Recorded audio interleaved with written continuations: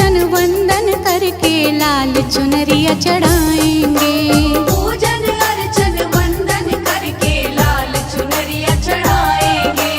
या देवी सर्वभूतेषु शक्तिरूपेण संस्थिता नमस्तस्यै नमस्तस्यै नमस्तस्यै नमो नमः।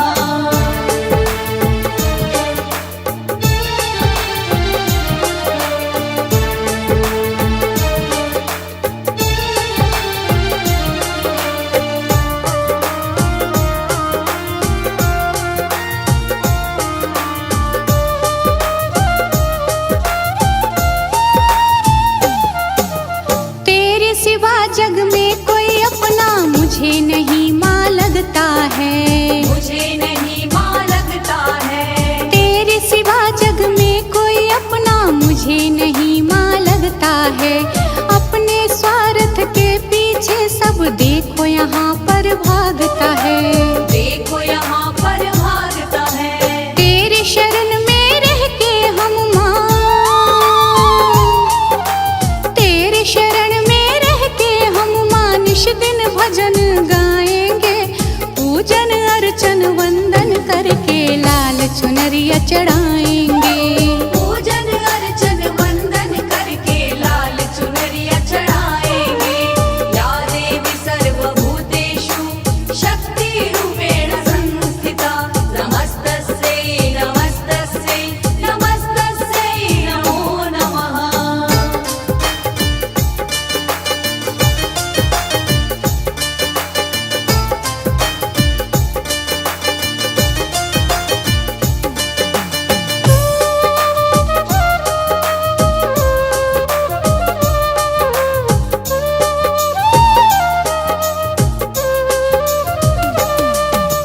गलत राह से मुझे हटाकर सुंदर राह दिखा दो माँ। सुंदर राह दिखा दो माँ। गलत राह से मुझे हटाकर सुंदर राह दिखा दो माँ।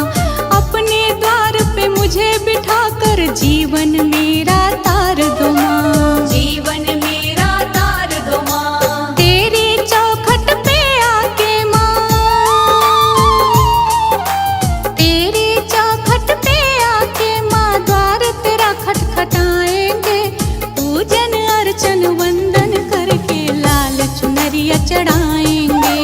पूजन अर्चन वंदन करके लाल चुनरिया चढ़ाएंगे। या देवी सर्वभूतेषु शक्तिरूपेण संस्थिता नमस्तस्यै नमस्तस्यै नमस्तस्यै नमो नमः।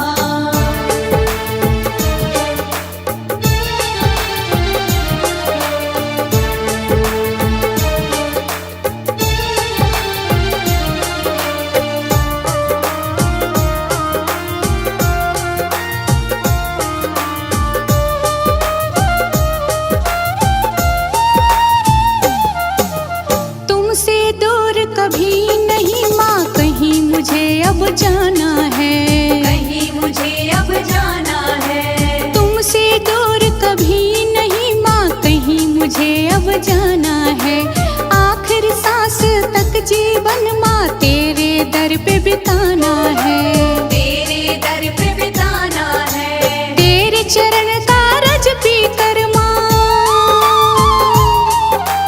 तेरे चरण का रज पी कर माँ जीवन अपना संवारेंगे। पूजन अर्चन वंदन करके लाल चुनरिया चढ़ा